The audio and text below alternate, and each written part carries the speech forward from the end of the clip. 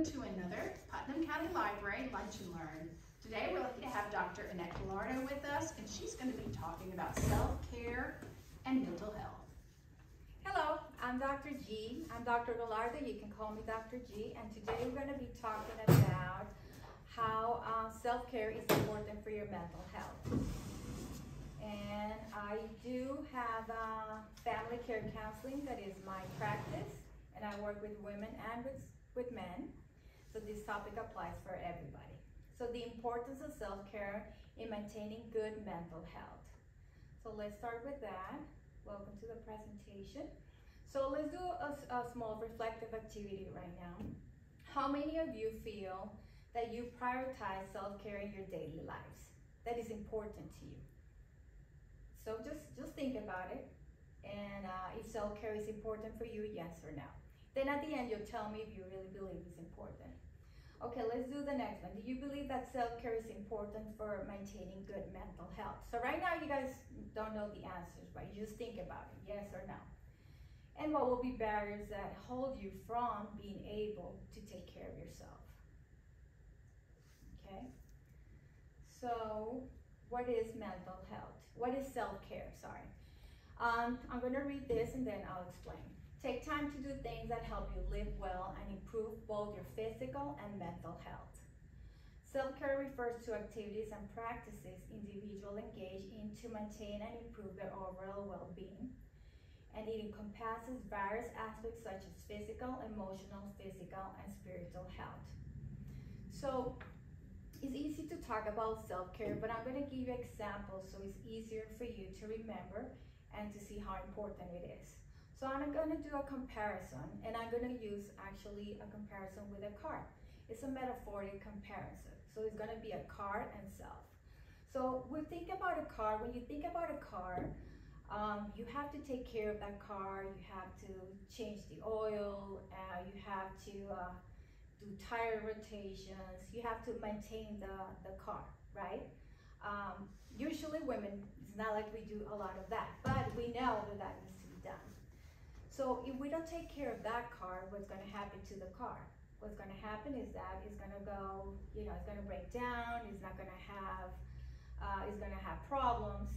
So the comparison to ourselves and to the car is related to that. We have to engage in activities that are essential to maintain our well-being.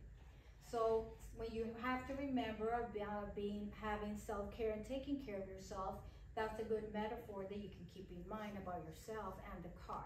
So we have to take care of the car the same way we have to take care of ourselves. So it's just a symbolic thing. Now, I'm going to read this one for all of you. It's a daily routine analogy.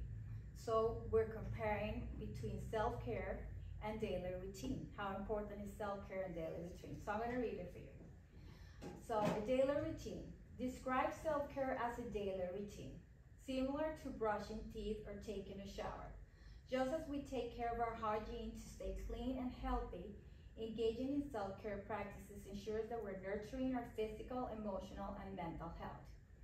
So pretty much what I'm saying here is that self-care is just as a daily routine. So there's things that you have to do every day that are very important, like taking a shower or brushing your teeth. Self-care should be the same way. It should be that important for you. So it's not something that you just do one day. It's a commitment that you have to keep going every day, and you have to take care of it every day. Just like a garden. I'll give you another example. You compare self-care to tending a garden. What happens if you have a garden and you have all these flowers and you have all these things and you don't take care of them? What's going to happen? They're going to die, right? Yeah. They're gonna dry, so they're not gonna nourish and they're not gonna flourish if you don't take care of it. So the analogy is a comparison between yourself. You have to take care of yourself just like we have to take care of a garden, okay? Otherwise, we're gonna have a lot of mental health issues and physical issues. And I will explain the different type of self-care that we have to do. Another example will be when you are in a plane. Do you ever heard that when you're in a plane and there is an emergency, you're supposed to take care of yourself first and put the oxygen first?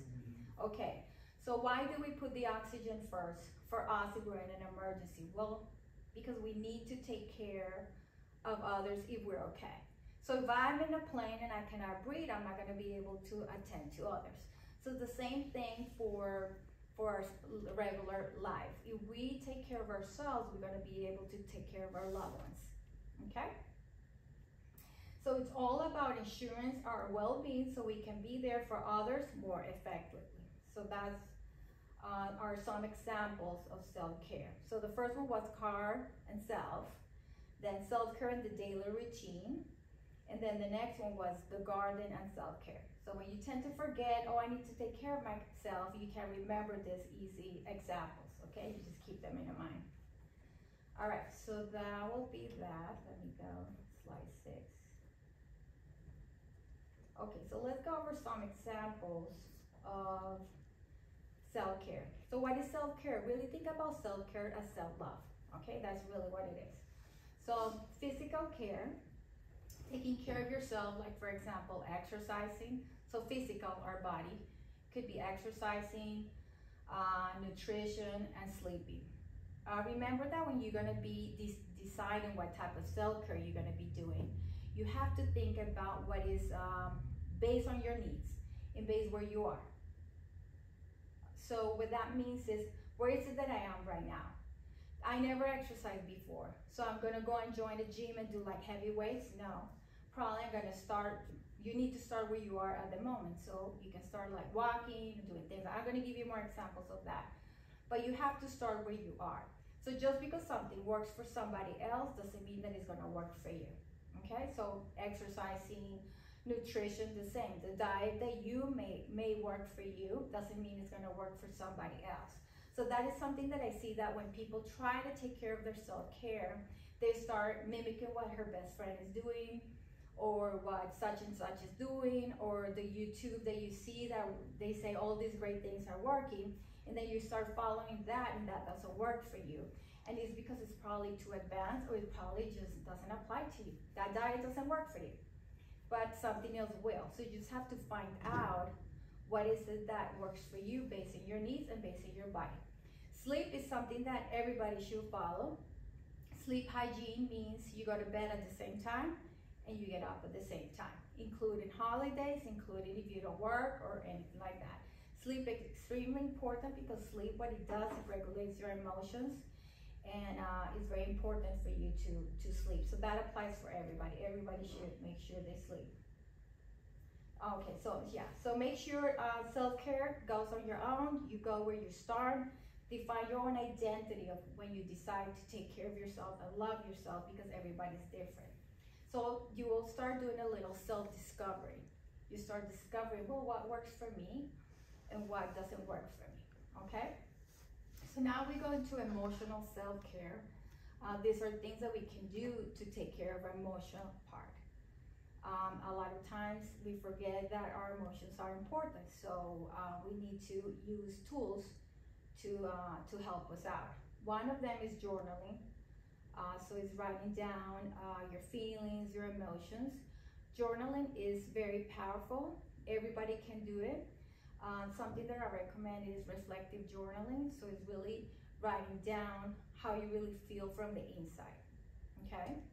Therapy, if you have access to a therapist, that's also a self-care technique that you can use.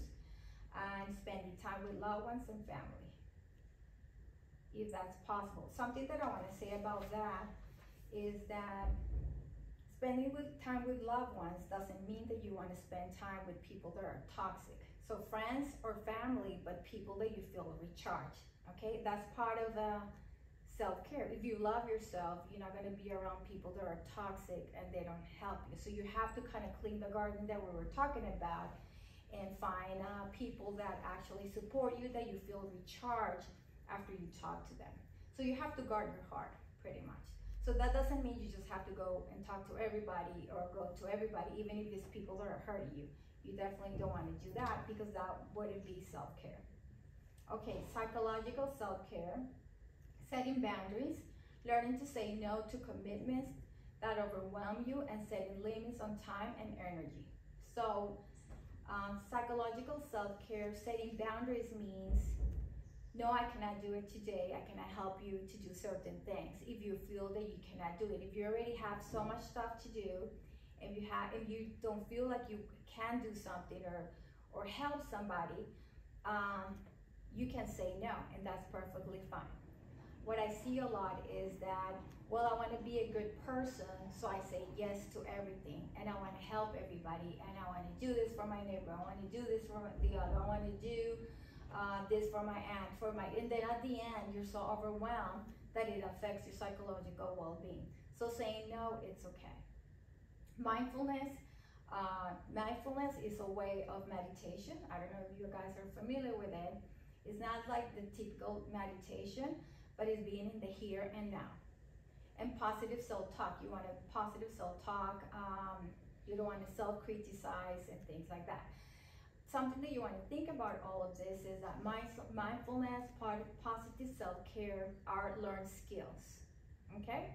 So a lot of times like, oh, I do want to do self-care, but where do I start or how do I do it? So everything is a learned skill. So all of these things, you just have to learn how to do it and just practice. Okay? Then the spiritual care, here again, meditation, going out for walks, and being thankful for what you have. I will say that the spiritual self-care is also something that you have to learn, even though we think that is, I will say praying too. Praying will be part of the spiritual care. That will be part of mine. Prayer is a big one. So, but you do have to learn to do the skills too, to be able to connect to nature or be able to connect with God, or for whatever that you believe. But you have to. It's a relationship, so you have to learn how to do that too. So all of these things sounds very easy to do, and they are, but you just have to learn how to do it. That's easy. You can find information everywhere, and I'm giving you information right now.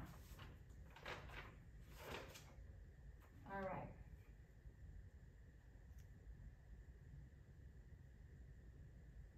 So any questions up to now? Questions? No? You have any questions? No. Okay, so we're good. All right, so why self-care matters? So why is loving yourself matters? Self-care is essential for maintaining good mental health because it helps individuals manage stress, prevent burnout, and enhance resilience. So I want to go and explain a little bit what resilience means, okay?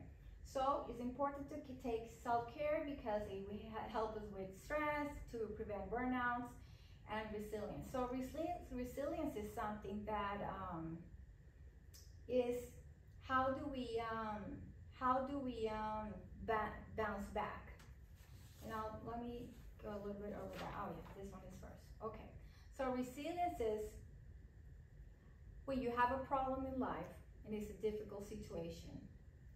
Let's say you get depressed, right? You get sad, you get anxious, and you don't have this pain, you don't know what to do with it. Are you the type of person that bounces back fast? Or you're the person who stays with that problem for years? So that's what resilience is. And I'll read it for you. The ability to successfully adapt to stressors, being able to maintain psychological well-being in the face of adversity and difficult life events. So we all have difficult life events. And the difference with people that stay with that problem like for years, and you see somebody that had a problem and they stay with that problem like for 5 years, and you ask them again and they're still crying or being sad about that situation, are people that have really low resilience. So resilience is like, imagine like bouncing back like a ball that you throw against the wall and it bounces back, or a spiral. You know those spirals, and it just spirals up.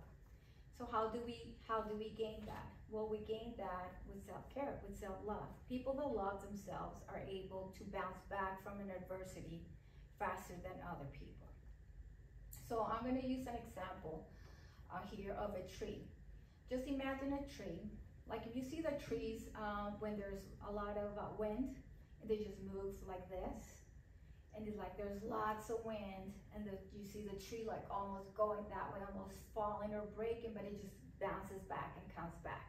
So that's a good example of seeing, of thinking about resilience. Like I have a problem, it's gonna go back and forth. So individuals with strong resilience have developed a solid foundation of coping mechanisms, support system, and self-awareness. Branches that bend without breaking in the wind. So just imagine that. So that's resilience. Like, wow, I have a really hard moment in my life right now, and it was very sad and very traumatic, but I'm able to bounce back and not break.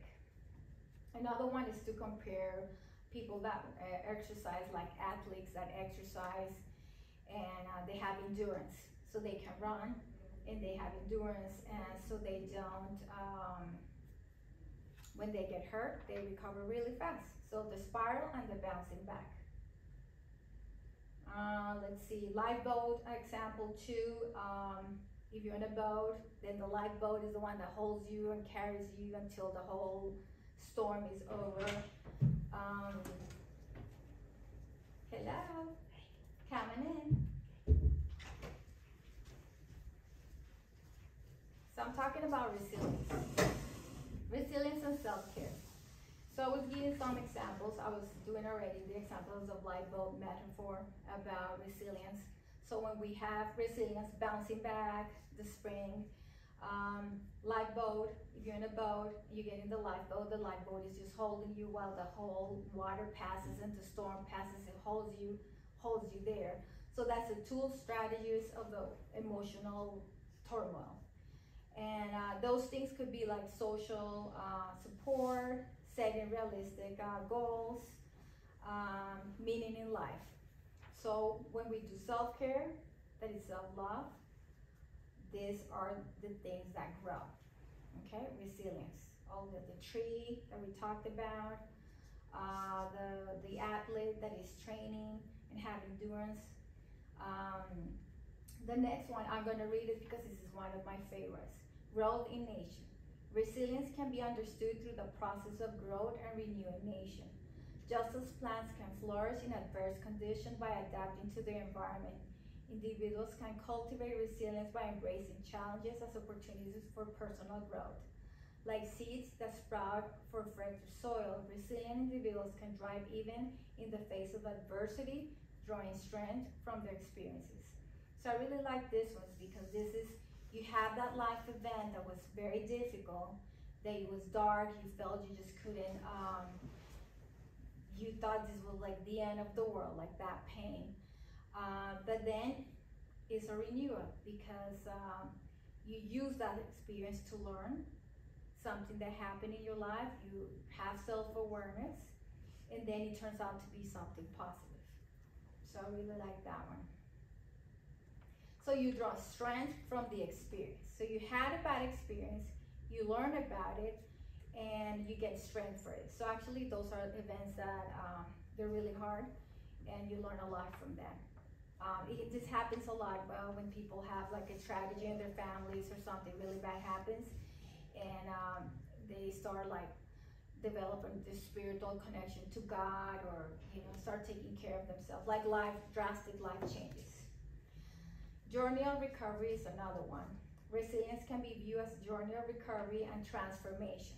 So life events that are hurtful, they're not always 100% like negative. They're hurtful, but you can also use it to transform and recover your life. Just as wounded warriors learn to heal and rebuild their strength after battle, individuals can bounce back from mental health challenges. So that's what resilience is. How do we get resilience? Well, with self-love and self-care, okay? So I think that's it with those examples. So now we keep going. Neglect, self-care can lead to anxiety, depression, and other mental health issues. So those are part of the negative parts of not doing self-care, not practicing self-care.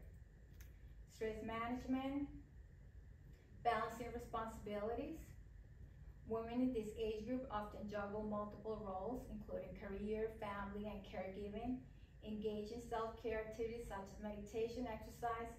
Our hobbies provide essential stress relief, helping to prevent burnout and maintain emotional well-being. So here, I was going to do an activity. Do we have some paper so they can We sure can. draw?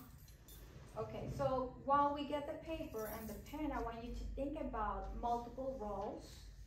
Balancing responsibilities are multiple roles. So you are a professional, you're a mom, you're a caregiver, either for kids or for your parents. So you want to think about those roles.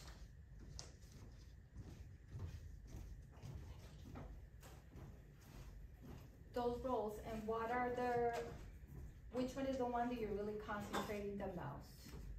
Okay, so we'll do that for a couple of minutes.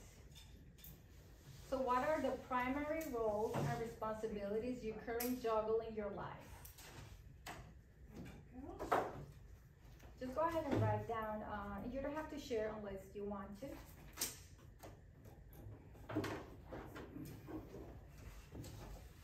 I'll leave you a couple of minutes for that.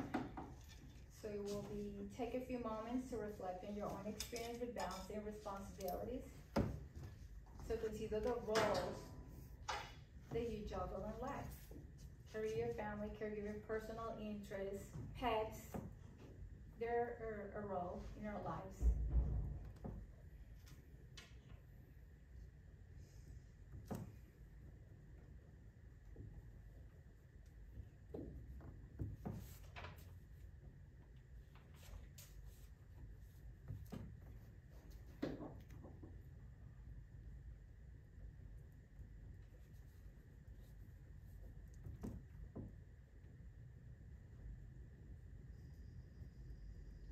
Do you have any?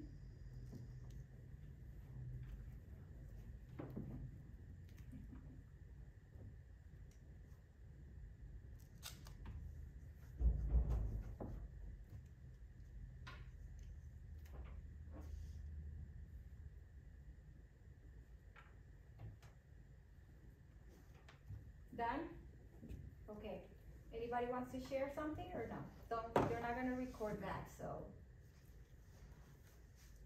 I mean, mine kind of stick to what you had talked about, right? Just so career and family, but then even within a family, you know, you can break that down into things, right? So, yeah. I mean, there's the physical things, the cooking, cleaning, all the stuff, but then even people in your home, I feel like you're a part of their mental well-being too, right? Like how you equip them to care for themselves. Yes. You know, they watch you, you teach them how to do things, stuff like that too. But so yeah, the family care piece, the home itself, the physical part of it, pets, and then extended family definitely has a piece of that too. So. Oh, absolutely, yeah. Something that that is good about this exercise is that it's awareness. So if you make it like in a pie, and you put like kind of the percentages of what you're doing, you can actually see, hey, I'm spending too much time, for example, in my career, and I need to spend more time doing this. Or it will give you awareness of what is it that you need to do to balance all those responsibilities. So a pie, we don't have time to do it today, but if you do a pie and you kind of divide it, and doing percentages is just guessing. And that will give you awareness, and you can actually see that, oh, I'm doing too much of this and I need to balance things out. And we'll talk about burnout in a minute, because that's really what will happen when you don't balance your responsibilities, when you have multiple. And I said pets because I hear that a lot in my work. I have a pet and the pet is sick, and the pet can create all these issues in the family. And sometimes you don't keep them on. Sometimes you don't think that's important, and it is. All right, so that will be that. So this is something that you can do after. You can do your pie and write down the percentages, and you just see it as awareness of where you need to work on. For women, or men too, hormonal changes. So what I say about that, between 30 and 60 may experience hormonal fluctuations due to factors like menopause, which can impact mood and stress levels. So with this, if you don't do self-care, what's the first thing you're gonna do? Oh, I feel sick, but I'm just gonna book the appointment later with the doctor.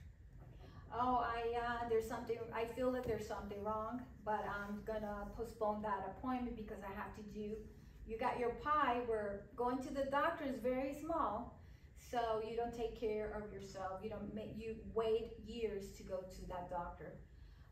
So self-care is, there's something wrong with me, mostly women, if we're having hormonal problems, you have to go and book that appointment right away. But a lot of times we wait because we have other things that are more important, like taking care of other people, even if they're your own kids. So that would be something like book doctor's appointments regular. If you feel sick, don't wait for 3 years to go to the doctor. The hormonal changes also gives you anxiety, severe anxiety. If you don't take care of that, you can end up in an inpatient facility, panic attacks, and severe anxiety. So a lot of mental health issues. So going to the doctor is important. Okay, preventing burnout. So let's talk a little bit about that. Balancing responsibilities on. This is done. All right. So this is ways of preventing burnout. Remember, if you don't take care of yourself and you're always taking care of others, you're definitely gonna be burning out. Many women this age range are caregivers for children, aging parents, while fulfilling caregivers' responsibility can be physical and emotional taxing. Self-care is not selfish, so we'll talk about that in a minute. It's just necessary. Professional demands, the same thing. Women 30 and 60s may be navigating the peak of careers. Self-practice such as boundaries, we reach talk, time management, seeking support are essential for maintaining mental resilience and preventing workplace burnout. Okay. And for your emotional well-being, things that you want to keep in mind is navigating life transitions. Navigating life transitions, what that means is if you're going through a divorce, if you're being an empty nester, you changing jobs, all of those things are important to keep in mind, and you have to add self-care to all of these life changes or transitions in your life. Otherwise, it will definitely affect your mental health. And the problem with the mental health is that it affects you, but then it's gonna affect everybody around you. Affects your kids, your husband, everybody. So you have to be really careful with that. Okay, something that I want to talk about a little bit more is the self-compassion. Cultivating self-compassion is crucial for women and men who may face societal pressures to appear career. Oh, my thing is a little, okay. So let me talk a little bit about that, about self-compassion. It's not a topic that is talked about a lot, to have self-compassion towards ourselves. So self-compassion helps you with the resilient part, like I explained, but self-compassion is wonderful to avoid burnouts in life. And self-compassion is, what are your needs? What is it that I need today to feel healthy? What is it that I need today to feel happy? Who is it that I need to have around me to feel happy? To practice self-compassion. You made a mistake in life and you don't want to be thinking about that forever and criticize yourself. You want to have self-compassion and forgive yourself. Like, oh, what I did was really silly. That was a bad decision, but I'm going to have self-compassion and, forgive myself. So self-compassion, I'm going to read this. I really like this description. Self-compassion is the practice of treating oneself with kindness, understanding, acceptance, particularly during times of struggle or suffering. It involves extending the same warmth and care to someone that one will offer to a close friend or loved one. Self-compassion is important in mental health for several reasons. So self-compassion, if you see a friend who is hurting, they had a problem, the first thing that we try to do is, hey, don't worry, it was just a mistake, it's okay, you're gonna be fine. And we try to be there for them, and we are very self-compassionate towards other people. But when it's us, then we start criticizing ourselves, calling ourselves names, and we're so hard on ourselves. So we need to practice self-compassion. So if I ask somebody, like, how kind are you with yourself? What have you done today as an act of kindness towards yourself? Where do you find understanding towards yourself or acceptance towards yourself? Sometimes I don't have a lot of good responses for that. So why is self-compassion important? It reduces negative self-talk. So if you forgive yourself, you're not going to be calling yourself names, right? Because I already forgive myself. So the self-talk, the self-criticism reduces, which can contribute to anxiety, depression, and low self-esteem. Well, if you're calling yourself bad names, if you're telling yourself how dumb you are, what is the consequences of that? Well, you're going to have anxiety and depression because I'm a bad person. You're telling that to yourself. But by cultivating self-compassion, individuals learn to challenge their inner critic, that little voice that is telling you, hey, you did that wrong, you're making mistakes, and replace that self-judgment with self-kindness and understanding. Like I said before, all of these things are beautiful to say. Love yourself, don't criticize yourself. It's so easy to say, but you have to learn it and you have to practice. You practice like a ballerina. See those ballerinas that they practice and practice? Every day you get up and you practice. So as soon as you call yourself a name in the morning, you practice and you change it for a positive one. Okay, it also enhances emotional resilience. Remember bouncing back emotionally? So practice of self-compassion strengthens emotional resilience by providing a supported internal framework during difficult times. So that's why all of this is so important, because it's usually in those difficult times that we need all of that love, self-love. Okay, like you have a cup and you put in all good and love and kindness towards yourself. That's the cup that we need to get when we have a problem. Promotes psychological well-being. As I said, it reduces stress, anxiety, depression, and it brings life satisfaction and happiness. Why would it bring satisfaction and happiness? Well, if you're not calling yourself names, you're not being rude to yourself, what is the feeling that you're going to feel? How do we feel joy, which is a really hard feeling to feel? But when you feel it, you're like, wow, this was really good. But that's the only way to self-compassion lead us to happiness, and we find those good feelings that are out there. Foster healthy relationships. Self-compassion foundations for healthy relationships with others by promoting empathy, authenticity, and emotional regulation. So if you think about this, foster healthy relationships, when you are with people that are really positive, you feel like comfortable with them, is because they probably practice a lot of self-care. And it fosters good relationships. People really want to be around you because you will be the type of person that you have empathy towards the other. You can feel, I feel your pain. I'm so sorry that this happened to you. Or you can feel their happiness too. It doesn't all have to be bad. You can feel their happiness too. So that's like the type of people that usually you like to be around. So more accepting towards themselves and are very able to extend compassion and understanding to others. So that's one of that. The others will be your relatives, right? The people that are around you. Yeah, they will be the first ones to notice when you practice self-care. All right, so any questions about that? Wow, I'm not used to just talking, nobody interrupting me. You guys been so good students today. Okay, why self-care is not superficial, okay? And I'm gonna give you an example here. I'm gonna give you a personal example. When I moved from Florida to Cookville, there were other colleagues that were like criticizing me, right? They're like, you too overdressed for this place. This is how we dress here. You too this for this. You too that for that. I was like, what are you talking about? It was like, I never really got it at the moment, right? That was like years ago. That was like 15 years ago.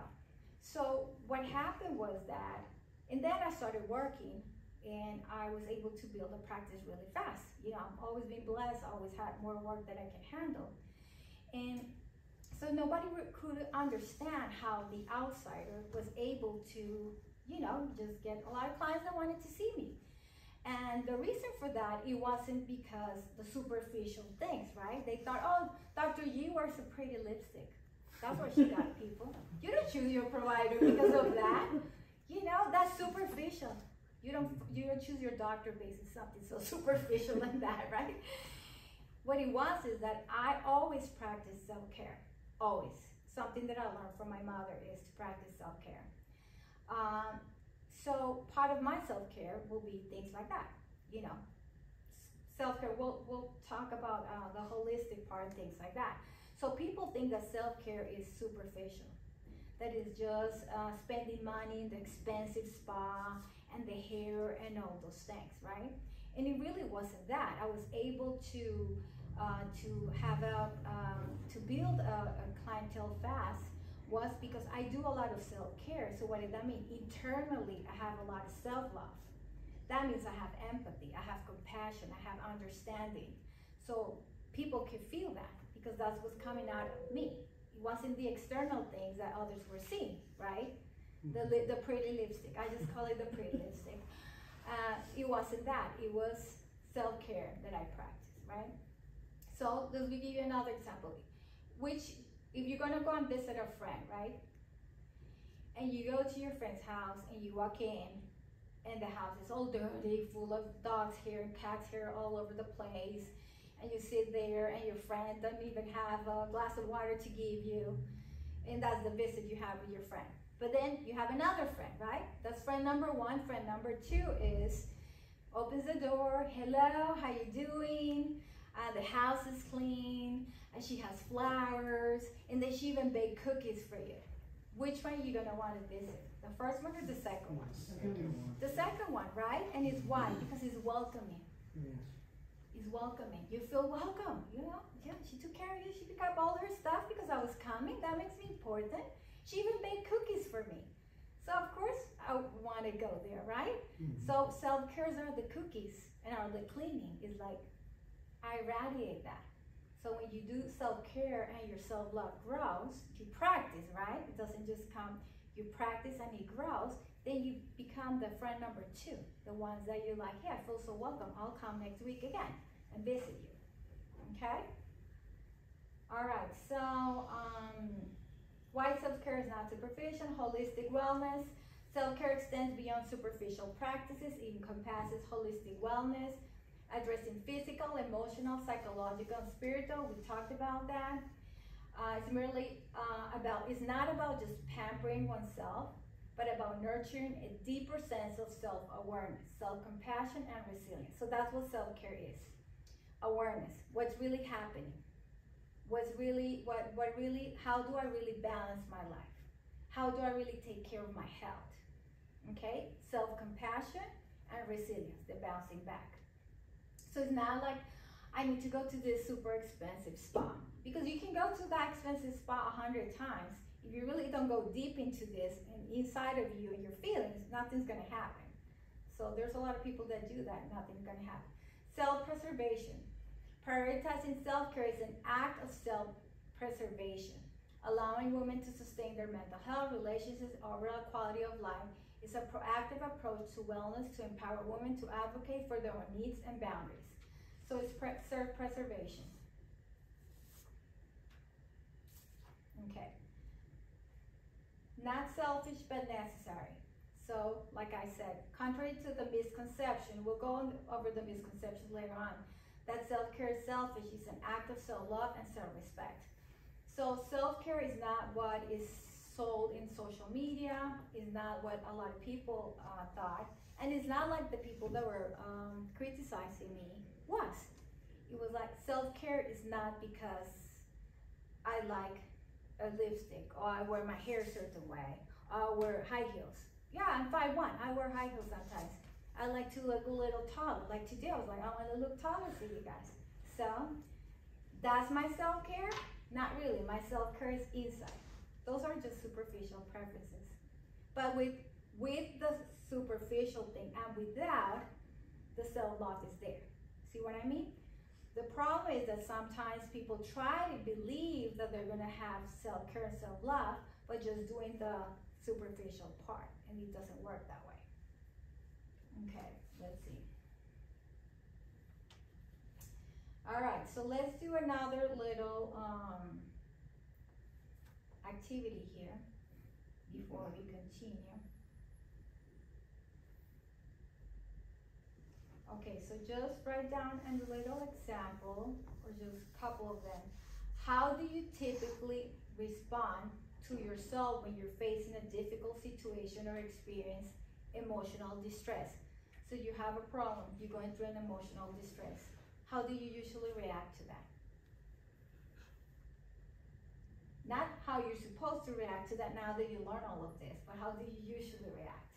So now you can kind of compare. So just think about it for a couple of minutes.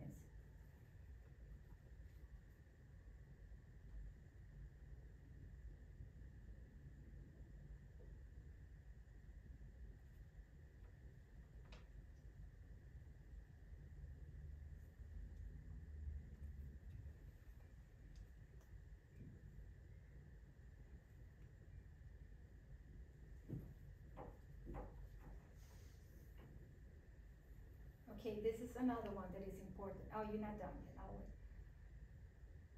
Okay, can you identify any patterns of self-criticism or negative talks that you do during stressful times or every day? Anybody wants to share any? No? Well, I have a problem and I don't know where it fits into this. Okay. I have never liked going to the dentist, even as a kid, the dentist, okay? Well, I've gone and been okay, but now I have to make a dentist appointment, and my problem is, that's where my anxiety is coming in, is that I need a new dentist, so I'm open to take any dentist in town, and I do well. When I make the appointment for a dentist, I'm actually kind of sick to my stomach. And then as it comes closer, it gets worse and worse and worse, the sickness to my stomach. And then I do very well because I've been able to talk myself out of a lot of stuff. When I do well, I get to the dentist, I get to the appointment, I meet the dentist, and when I sit down in the chair, I almost collapse. Because, I mean, and I've even been able to handle that. However, now, as I get older, they can give me less and less, Anesthesia? Mm-hmm. Oh, okay. So it's really getting bad. I haven't even made the appointment yet and I'm sick. Yeah, well, that will be a point of mostly, not that much of self-criticism, but more like negative thoughts. Like it could be, and it's very common though. It's not uncommon to be fearful of the dentist. Dentist is like something that is very fearful. Lots of people have a lot of anxiety of going to the dentist. If you go back to your thoughts, you want to think, what are you thinking about? You think I'm gonna get hurt? First is, do you ever had a situation like that before? You got hurt by a dentist. Is that creating the anxiety? If not, a lot of people are scared of the dentist because the negative thoughts will be, I'm gonna get hurt. The mouth is very sensitive, very intimate. It gets hurt easily. And then you go to an environment where there's all these machines and all these things and all these smells. So yeah, it could bring a lot of anxiety. So it's very difficult. And we'll go over a little bit when we're done. But you probably want to identify the negative thoughts that you might have there when you're sitting there. That is, I'm gonna get hurt. Something is gonna happen. They cannot give me enough anesthesia. Something like that. But it's usually our thoughts that creates the fear. I was a first responder for 27 years. Oh, okay. And when I hear those sirens, I want to go back and be doing it again. And that's the reason why I had to get out of it, because it messed up my head. I had to go see a mental specialist, and it helped. And I finally got the help I needed. Yeah, well, self-responders see a lot of trauma. So, and self-responders have to do a lot of self-care, and they don't, because they're so tired and they see so much. They just, when you're off, you just want to go to sleep, and Yeah, so, or they do other things that they're not supposed to. So, but self-responder helpers, we have to do a lot of self-care. Is it? A lot of it. So we can bounce back, Yes, ma'am. you see? So probably that's what you did in therapy. You went to learn something that you, first responders should always, trauma and all of them, they should be practicing this self-care a lot. But usually I see them after. So I'm like, yeah, what about self-care? Let's try that. So benefits of self-care, we already talked a little bit about that, but we can go over. Enhance relationship, self-care helps you show up as your best self, fostering healthier connections and stronger boundaries in relationships. So this will be something that we can relate to our families. So if you take care of yourself, you're gonna have a better connection with your kids, with your husband. And the way to teach our kids about this is just being an example. Being an example. If your kids see that you're doing certain things, they're gonna follow and they're gonna learn. There's things that we can teach without having to see it and actually teach them. They just see you and you learn those things from your parents. So improve self-esteem, prioritizing self-care, nurture self-compassion and confidence, reinforcing positive beliefs about yourself. So going back to that you said about the dentist, you know, you want to reinforce like positive thinking about it, positive beliefs, like I'm doing this because I need to get healthy, right? That is the resilience. It's a stressful situation, but how do you deal with it when you are in that situation? Better decision making.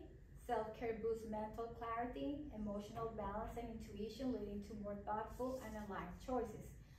Better decision making, because when you care for yourself, you are aware. So when I talk about awareness, that means you see what's happening around you. You're not living in a cloud. Okay? Okay, here's a list of common misconceptions about self-care. Self-care is selfish. Many people believe that prioritizing self-care means neglecting responsibilities or being self-centered. Something that I want to say is a lot of people think that because, oh, I have to take care of all my family, I have to do this, I have to work, and when you take care of other people, that makes you like a better person. And in reality, it's not like that, because sooner or later you end up burnout and you cannot help anybody. So it's not selfish. Okay, I hear that a lot. It's like, well, I'm like, well, why you don't take the day off and just do a mental health day? Oh no, I cannot do that because that's selfish. Well, it's not selfish. It's taking care of yourself is not selfish. Self-care is luxurious. Some view self-care as indulgent activities like spa days or expensive vacations that not everybody can pay. So it's not like that. You can do your own. There's a lot of affordable things that you can do. Doesn't have to be the $1,000 luxury spa. Self-care requires a lot of time. That's another barrier. There's some misconception that self-care practices are time-consuming and impractical for busy schedules. People that are busy are the ones that need to schedule their self-care. The busier you are, the more self-care you need to do. Because something is going to happen, you need to balance, and you're not going to be able to balance your responsibilities if you don't do that. Self-care is only physical. So the pretty lipstick that I was talking about, they think, oh, it's just that. That's self-care. Many think of self-care solely related to physical activities or exercising, skincare, but they're neglecting mental health and the emotional aspects. That is really what matters. Is really what self-care is about. Self-care is one-time fix. I'll do it one day and that's enough. Self-care is every single day. Some believe that self-care is quick fix for stress or burnout rather than ongoing practice. Self-care is every single day. Just like I talked at the beginning, the hygiene example. Hygiene, you need to brush your teeth every day, right? So you have to do self-care every day too, with the same routine, the same discipline. Self-care is for weakness, for weak people. There's some misconception that seeking help or taking time for oneself is a sign of weakness rather than strength. So a lot of that happens with a lot of men when they seek counseling. They feel weak. It's like, well, I have to reach out because it's like, I just cannot do this on myself. Well, you're not supposed to. Self-care is reaching out, finding the person who has to help you. That's not easy. That's very difficult. It's not weakness at all. It's the complete opposite. You have to be very brave. First, to be aware that you need help. You need to find a professional and then do the work. And doing the work is not easy. So it's for braves, it's not for weak. Self-care is about being alone. Many believe that self-care involves isolating oneself rather than seeking support from others. So some people are, I have a problem, so they isolate, they don't tell anybody because I want to take care of myself. Well, it's the opposite. You don't take care of yourself that way. You reach out. Self-care means saying yes to everything. Some equate self-care with always saying yes to opportunities or requests, feeling they'll miss out on something. So you cannot say yes to everything. You need to have boundaries and say no when it's too much for you. Self-care is only for certain people. There's some misconception self-care is only for those who are privileged or have abundant free time. So I cannot do it. I don't have time to take care of myself. Self-care doesn't require planning. Some believe that self-care should happen spontaneous, doesn't need to be planned or scheduled. This I discussed before. It has to be planned and you have to learn. Like all the self-care that I talked about at the beginning, spiritual, emotional, psychological, and physical, you have to learn and you need to have those tools and you need to plan it. Because otherwise it never happens. 10 years pass and here you are, you never plan it, and then a problem comes and you don't have that spiral. That spiral is not there because you didn't build it. Okay, so let's go over this chart. Okay, so this chart provides the self-care practices and the category. So we have physical self, emotional self-care, psychological, and spiritual. So the physical self-care is exercising, eating healthy, balanced nutrition, sleeping well. Sleep hygiene is very important, and making sure you go to the doctor for checkups. And of course there's a lot more, but I just use these ones. The emotional self-care is journaling. So if you cannot go to a therapist, you can journal. You can just start writing down. And journaling is not like, oh, I have coffee this morning and then I have a croissant. Nothing wrong with writing that, okay? Nothing wrong with writing that. But when you are gonna journal and you're gonna use that as a tool, you wanna think how you feel inside. So you wanna go into your inner world. How do I feel right now? And you say, oh, I'm having my coffee, but I feel this way. Or I'm thinking about this. So you want to go into your inner world. And that's what journaling is, because that helps you process emotions, helps you process trauma too. Therapy or counseling, quality time with loved ones. Remember, you guard your heart. Loved ones doesn't mean toxic people. Loved friends doesn't mean the toxic ones, just the ones that you don't have to stop talking to them. You just, when you're gonna recharge, you want people that they're likable. Engaging in hobbies or activities that bring joy. So what are your hobbies? You have to find out what are your hobbies and things that you can do. And remember, not everybody is the same. What I like, you might not like. Psychological self-care. Setting boundaries in relationships. So you say no when you have to say no. Relationships and work. Practicing mindfulness. Being mindful is being here and now. So when you're thinking about the past, oh, when this happened 20 years ago, and it's also sad, such and such did this to me, and she said this to me, you bring yourself back to the here and now. What is it that I'm doing? You're watching a movie. What is the movie about? Who are the characters in the movie? If you go to the future, oh, the future, you know, I don't know what's going to happen with me. I don't know if anybody's going to be alive. I don't know if my family's going to be there. You bring yourself back to the here and now. You eating, you pay attention to what you're eating. You eating meat, how the meat tastes. You eating rice, how the rice is. So, like, you have to practice. Practice how? You practice like a ballerina. How the ballerinas practice? They practice all the time, right? So we do the same thing. You practice, practice, practice until you get better. Spiritual self-care, reflecting on personal values and beliefs. It's important to go, what are our values and what are our beliefs? Participating in spiritual practices like prayer, meditation, or other rituals that you might do from your, your culture or your religion. spending time in nature and connecting with the environment. That is excellent for self-care. And here we have a lot of beautiful parks and places that we can go and enjoy with hiking and all of that. With this, again, I want to remind you, you have to learn to do this.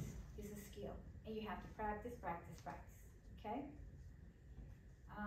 Barriers, lack of time, feeling guilty, I shouldn't, do this because I'm guilty. And financial constraints. There's always something that you can do based on your budget. Dr. Gallardo, We're done? we're going to close up here pretty soon, but I thought if there anything last you would want to say for our online viewers before I shut that off, so that if any of the in-person group would like to ask a question that's not on camera. Okay. Yes, I want to say thank you so much for watching my video. And if you want to reach me out, you can reach me out at familycare-cs.com, or you can just Google Dr. Annette Gallardo. Thank you. Thank you.